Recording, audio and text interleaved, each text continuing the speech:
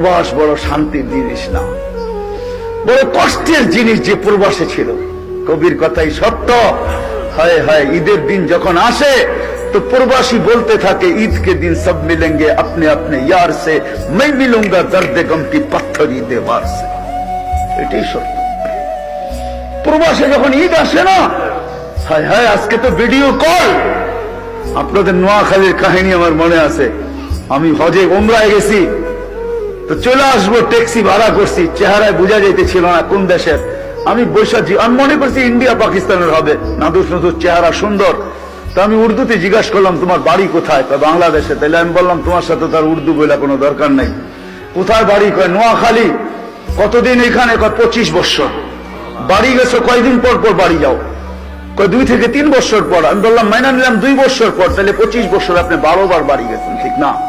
তো বলে, হ্যাঁ হুজুর, তাই হবে।